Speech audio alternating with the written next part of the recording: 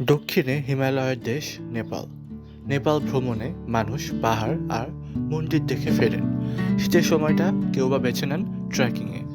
কিন্তু আসল নেপালটার সাথে আজ আপনাদের পরিচয় করিয়ে দেব। নেপালের যে প্রান্তে লুকিয়ে আছে কাঠমান্ডু শহরের বেঁচে থাকা হাজার বছরের ইতিহাস। ঢুকে বেঁচে আছে নেপাল দেশটার জীবন্ত এক গল্প। নেপালের অসন মার্কেট ঘুরেছি, শহরের এক কোণে জামে মসজিদে জোহরের নামাজ আদায় করেছি। শেষ বিকেলে এক রাশ বৃষ্টির সাথে ফিরতি পথে ফ্লাইট নিয়ে ফিরে এসেছি ঢাকাতে। এই সব কিছুই জানাবো আজকের এই পর্বে। তো চলুন শুরু করি। নেপালের নাগরকোট অঞ্চল থেকে ৭,২০০ ফুট উচ্চতা থেকে সরাসরি নিচে নেমে আসছি পাহাড়ি রাস্তার ঢাল বেয়ে। আমাদের গতিপথ কাঠমান্ডু শহরের দিকে। আজকে নেপালে আমার শেষ দিন। এই দিনে আপনাদেরকে সরাসরি দেখাবো থামেলমার্গের যে হোটেলে আমি ছিলাম সেই হোটেলের একটা শর্ট ভিডিও। তো চলেন ভিডিওটা এখান থেকেই শুরু করছি।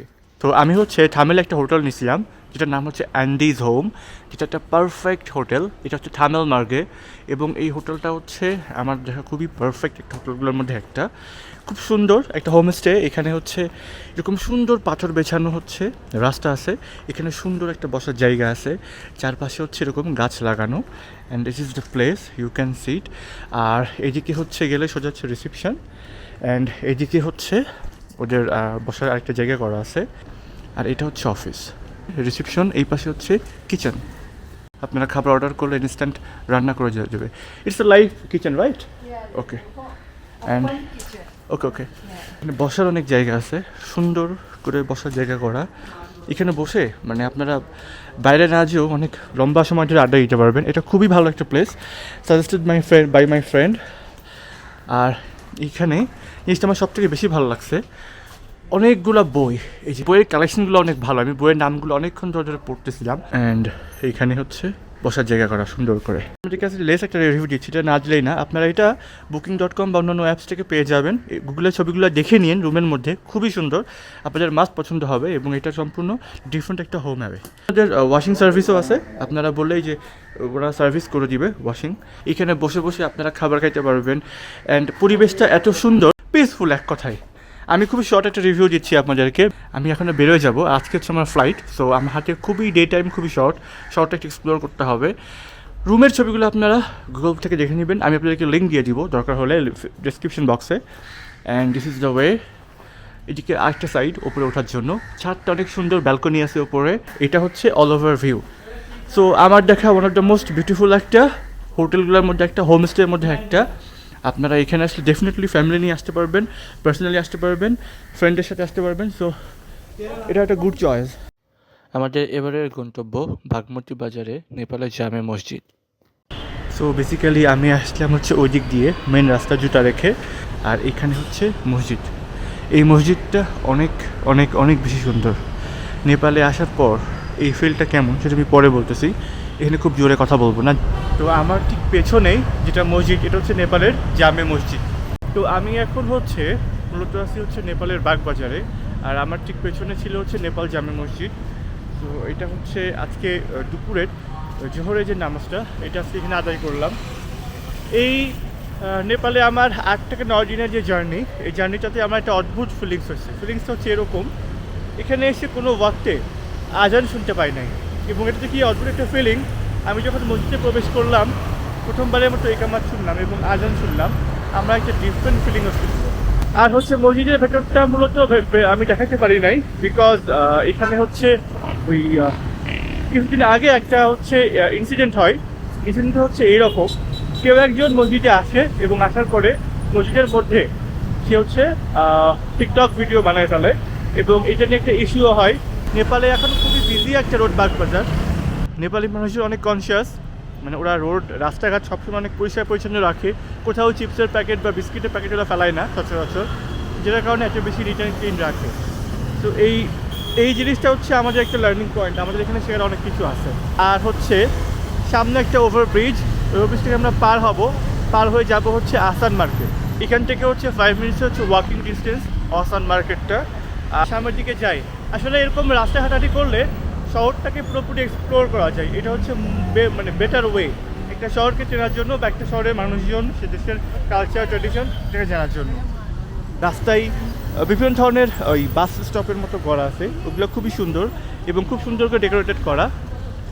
আর এখানে হচ্ছে সম্ভবত নেপালে কিছু লোকাল বাস আছে, যে লোকাল বাসগুলা শহরের এক জায়গা থেকে সম্ভবত আরেক জায়গায় যাইতেছে। আর এগুলো হচ্ছে ট্যাক্সি, ওই আমাদের দেশে আসলে যেই সিএনজি চলে না ওরকম খোলা, এরকম হচ্ছে খোলা মাইক্রো, এগুলো হচ্ছে যায়। এইদিকে হচ্ছে আরেকটা মোড় পড়তেছে, এই রাস্তাটা অনেক বেশি বিজি। একটা পার্ক, সুন্দর একটা পার্কের মতো, এটার ভিতরে ঢোকা যেতে পারে। আচ্ছা, এটা হচ্ছে একটা সুন্দর লেকের মতো, যেখানে একটা খুব সম্ভবত টেম্পল আছে। আমি শিওর না এটা আসলে বুদ্ধিস্ট টেম্পল আর হিন্দু টেম্পল, বাট যেটাই হোক এটা কিন্তু বেশ সুন্দর। লেকটা আপনাদেরকে একটু দেখায়। আসলে এটা মূলত একটা ওই বিভিন্ন জেলা শহরে যে পার্ক থাকে না বা পুকুর থাকে না, ওইটার চারপাশে মানুষজন সকাল সন্ধ্যা হাঁটাহাঁটি করে, যাদের আসলে ডেইলি ওয়াক করতে হয়। এরকম টাইপের একটা প্লেস, পুরো একটা রাউন্ড শেপ আছে এরকম, এই রাউন্ড শেপ দিয়ে হাঁটাহাঁটি করার জন্য। যাই হোক, সেটা টেম্পল থাকার চান্স অনেক বেশি। আর এই পার্কে কিন্তু কোনো এন্ট্রি টিকিট নাই, ইটস ফ্রি। অ্যান্ড ব্রিজ থেকে এই যে শহরের রাস্তার ব্যস্ত রাস্তা হচ্ছে একটা ভিউ, লেকটা দেখতে এরকম সুন্দর লাগে। তো এটা হচ্ছে বেসিক্যালি হচ্ছে আসান মার্কেট এরিয়া, যেখানে অনেক শপ আছে, যেমন এদিকে বইয়ের শপ। এটা হচ্ছে শুরুই হয়েছে বইয়ের শপ দিয়ে, এখানে প্রচুর বই বিক্রি হয়। আমাদের ওই যে নিউ মার্কেট এরিয়ার যদি বলেন তাহলে ওই যে নীলক্ষেত এরিয়াটার মতো শুরুতেই বই, তবে অত বড় না, এখানে অল্প কিছু বইয়ের দোকান আছে। আর মার্কেট এরিয়ার উপরে এটা কি আমি জানি না, জিজ্ঞেস করতে হবে কাউকে। এটা একটা টেম্পল হওয়ার কথা না, কোনো একটা সরকারি ভবন বা বিল্ডিং, এটা কিন্তু কিছু হওয়ার কথা। আসান মার্কেটে আমার কিছু কেনাকাটা করতে হবে বাসার জন্য। এখন আমি খুঁজতেছি হচ্ছে সুভেনিয়ার শপ। সম্ভবত অনেক রাস্তা হচ্ছে হাঁটা লাগবে, বিকজ সুভেনিয়ার শপ টাইপের কোনো কিছু দেখতেছি না। ম্যাক্সিমাম হচ্ছে জামা কাপড়গুলো আছে এখানে। আমার মনে হয় একটু সামনে যাওয়া লাগবে। যেন আমাকে বলতেছিল যে আসান মার্কেটে তোমাকে সুভেনিয়ার শপ খুঁজতে হলে তোমাকে অনেক খুঁজতে হবে। আমার তো মনে হচ্ছে হি ওয়াজ রাইট, আমাকে অনেক খোঁজা লাগবে। আসান মার্কেটটা 1400 বছর পূর্বে নির্মিত, যা 6টা পৃথক রাস্তাকে মিলিত করেছে। এই 6টি পৃথক রাস্তার সবগুলোই হচ্ছে মার্কেট। আসান মার্কেট আসলে শূন্য থেকে আধুনিক যুগের প্রায় সব কিছুই পাবেন হাতের নাগালে, এবং সেটা কম দামে। কারিগরি হাতের কাজ, ট্র্যাডিশনাল পণ্য থেকে শুরু করে সব জাতীয় পণ্যই পাবেন কম দামে। গ্রাম থেকে শাকসবজি, ফলমূল, মশলা এবং সবশেষে নেপালের স্ট্রিট ফুড দেখা মিলবে কিন্তু এই বাজারে। এবারে আসি পার্বণ এবং উৎসব। নেপালের পার্বণ এবং উৎসবের মধ্যে বড় উৎসবগুলোর মধ্যে প্রধানতম হচ্ছে ইন্দ্রযাত্রা, যা অশোক স্কোয়ারে জেগে উঠেছে। এখানে আছে রংধনু পার্বণ, এর পাশাপাশি হচ্ছে ম্যাস্ক এবং গাড়ির নৃত্য ও দেবীর রথযাত্রা।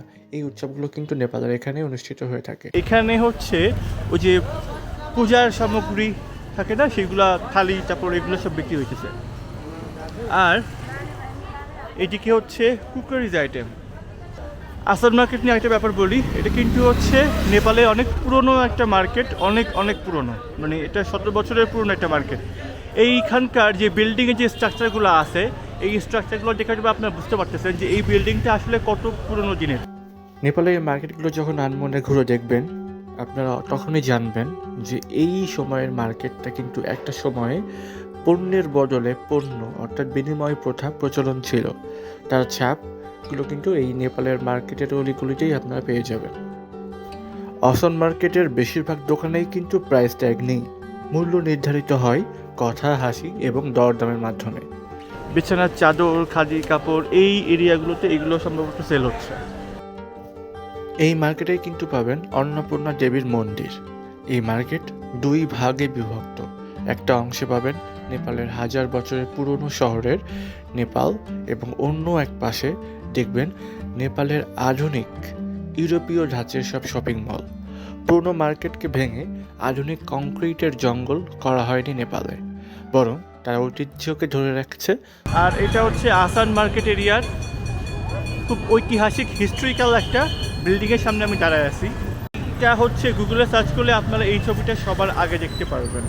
আর এর সামনে হচ্ছে পুরো ইউরোপিয়ান ধাঁচের মার্কেট। তো ওইদিকে হচ্ছে এই বিল্ডিংগুলো দেখে অনেক ভালো লাগতেছে। মানে দুই পাশে চমৎকার করে তারা খুব সুন্দর করে মার্কেটটাকে সাজাইছে এবং এত পরিষ্কার পরিচ্ছন্ন রাস্তাও অবশ্যই নাই। তো এটা একটা খুবই ভালো জিনিস। আমাদের ওখানকার নিউ মার্কেটের সব মানে যে রাস্তার ফুটপাথ সেখানে আসলে হাঁটাই যায় না। আর প্রবলেম হচ্ছে আমার অনেক ক্ষুধা লাগছে, তো আমি আসলে কিছু একটা খাইতে চাচ্ছি। আর সামনে একটা মোড় আছে বা চক বলে ওটাকে ওরা। সো এই গলিটা হচ্ছে অবশ্যই আমাদের জন্য না, এটা হচ্ছে মেয়েদের দোকান বলা হচ্ছে, শাড়ি মানে সরি টিপ, তারপরে বিভিন্ন ধরনের জুয়েলারি আইটেম, তারপরে ওই যে আমাদের যে মেয়েরা যেটা পরে আর কি দুল যেগুলো পরে ওই জাতীয় সবগুলো এর মধ্যে। এখানে আসলে দাম সস্তা কিনা এটা আমি বলতে পারবো না, বিকজ আমি কোনো কিছু দাম জিজ্ঞেস করতেছি না। এখানে সুন্দর লাগছে বিল্ডিংটা। এখানে হচ্ছে আর একটা বিল্ডিং, এটা সম্ভবত রেসিডেন্সিয়াল এরিয়া মার্কেট থেকে, কিন্তু হাজার বছরের পুরনো একটা শহর, অনেক বেশি পুরানো। এটা হচ্ছে এটা মিউজিয়াম। ওকে, আমি একটা মিউজিয়ামের সময় দাঁড়ায় আছি। মিউজিয়ামটার নাম হচ্ছে ইটুমবাহা মিউজিয়াম। সম্ভবত আমার চাটা হয়ে গেছে, আমি চাটা খাই। এর সঙ্গে কিছু খাবার আছে কিনা দেখতে পারি। মার্কেটে এসে এরকম একটা লোকাল শপে নুডলস অর্ডার করছি, যেটা অনেক মজা, উনি বানাই দিছে। আর এটা হচ্ছে সে শপ, এই শপের এখান থেকে। সো নুডলসটা কিন্তু বেশ মজা খাইতে, অনেক ভালো লাগছে। সো দুপুরে লাইট একটু খাবার খেতে চাচ্ছিলাম, তো লাইট একটা খাবারে নিলাম। আমি অলরেডি একটা চা খেয়েছি, ঠিক একটা গলির মধ্যে আসছি মার্কেটের মধ্যে, যেটা হচ্ছে পুরো মশলার মার্কেট এবং খুব সুন্দর একটা ঘ্রাণ আসতেছে এখানে। সো এইখানে হচ্ছে বিভিন্ন রকমের মশলা আছে। নেপালের অসন মার্কেট কিন্তু অনেক কারণেই ফেমাস, তার মধ্যে অন্যতম প্রধান হচ্ছে মশলা। নেপালের মশলা অনেক বিখ্যাত। প্রাচীন ভারত তিব্বত বাণিজ্য রুট ছিল কিন্তু এই মশলার জন্যই বিখ্যাত। এইখানে মূলত মশলারই মার্কেট, মানে এটা হচ্ছে আসান মার্কেটটা হচ্ছে সবচেয়ে পুরনো মার্কেট এবং সবচেয়ে বড় মার্কেট, যেখানে সব কিছু পাওয়া যায়। এখন হচ্ছে আকাশে হচ্ছে মেঘ করছে, বৃষ্টি নামতে পারে। সো কাঠমান্ডু বা নেপালের ওয়েদার কিন্তু এরকমই, হঠাৎ করে রোদে আমি একদম ঘেমে যাচ্ছিলাম, বাট এখন হচ্ছে আবার মেঘ তৈরি হয়েছে। সো ওয়েদার হচ্ছে এরকমই চলে। আচ্ছা, এইদিকে হচ্ছে জুয়েলারি সব বেসিক্যালি। সো সামনের দিকে আর না যাই, কি হচ্ছে মাটির জিনিসপত্র আছে, ব্যাংক, মাটির থালা বাসন, ছোট ছোট হাড়ি। এই যে এই মার্কেটটা আসলে কত বড়, এটা হিউজ মার্কেট এবং মার্কেটের একটা সেন্টার পয়েন্ট আছে মাঝখানে, যেখানটাতে আসলে ওই খুব সুন্দর একটা স্পেস, ওরা একটা সুন্দর করে এই বাজারটাকে সাজাইছে, যেটা দেখতে আসলে অনেক ভালো লাগতেছে। তো একটা ভিন দেশের রাস্তায় এরকম ফুটপাথ ওয়েতে হাঁটার একটা বিভিন্ন রকমের মজা আছে, বিকজ এটা আমার কাছে বেশ ভালো লাগতেছে। স্পেশালি ওদের রাস্তাঘাট এত ভালো এবং এত পরিষ্কার পরিচ্ছন্ন। আমি এখন আসি হচ্ছে দুর্বার হাই স্কুলের সামনে, যেটা বেসিক্যালি ওই লেক সাইডের ঠিক অপোজিটে। এইটা হচ্ছে দুর্বার হাই স্কুল। সো নেপালের রাস্তাটায় অনেক সবসময় বলতেছি যে অনেক পরিষ্কার পরিচ্ছন্ন, এবং এটা একটা বড় কারণ হচ্ছে মেনটেন্যান্সের জন্য। সেটা হচ্ছে এখানে জনসংখ্যা অনেক কম। সো কম জনসংখ্যার একটা দেশে সাধারণত এরকমভাবে ওয়েল মেনটেন রাখা সম্ভব। আমাদের দেশেও সম্ভব যদি আমরা চাই, ওয়েল মেনটেন করতে চাইলে, আমরা পরিষ্কার রাখতে চাইলে এবং আমরা যদি রুলস রেগুলেশন মানতে চাই, তাহলে এটা একটা সম্ভব। খুব সুন্দর করে, কোনো জ্যাম নাই। আমি নেপাল কাঠমান্ডু থেকে অন্যান্য শহরে যখন আমি বের হয়েছি, বেশিরভাগই দিনের বেলার সময়, বাট আমি কখনোই কোনো জ্যাম পাই নাই। এটা একটা খুব ভালো জিনিস। সিগন্যাল আছে এবং সেই সিগন্যালগুলো সর্বোচ্চ আপনাকে 30 সেকেন্ড ওয়েট করতে হবে। তো খুব ভালো লাগে, মানে একটা মানে দেশের রাজধানীতে আসার পরেও আমাদের রাজধানীতে যেমন খুব ওভার ক্রাউডেড থাকে, অনেক বেশি ওভার ক্রাউডেড, অনেক বেশি জ্যাম, ট্রাফিক, এইগুলো কোনো কিছু আমার চোখে এখন পর্যন্ত পড়ে নাই। তো এটা হচ্ছে একটা টাওয়ার এবং এখানে হচ্ছে একটা শপিং মল টাইপের। নেপালে যখন প্রথম ঢুকি তখনও বৃষ্টি ছিল এয়ারপোর্টে, মানে আকাশে এয়ারে যখন আসছিলাম তখনই অলরেডি বৃষ্টি ছিল। এখন আজকে যখন চলে যাচ্ছি, আজকেও সেই বৃষ্টির মধ্যে ছাতা নিয়ে দাঁড়ায় আছি এবং এদিকে হচ্ছে বৃষ্টি হচ্ছে এবং মানুষজন হচ্ছে যাচ্ছে। সো এটা একটা খুব নাইস একটা এক্সপিরিয়েন্স। মানে আমাদের আশাটা যেমন ছিল, আমাদের চলে যাওয়াটাও আসলে ওই রকমই হইতেছে। ওটা উইচ ইজ ভেরি ইন্টারেস্টিং। যাই হোক, সো এখন ওই আমাকে যাইতে হবে হচ্ছে থামেল মার্গে। তো ওইখানে বৃষ্টির মধ্যে যাওয়াটাই হচ্ছে সমস্যা, কারণ টাইম আমার হাতে খুবই শর্ট। তো দেখা যাক কীভাবে যাই। আর এমনি আসলাম হচ্ছে হারা টাওয়ার নামে একটা জায়গা আছে ওইখানে, বাট ঢুকতে পারি নাই।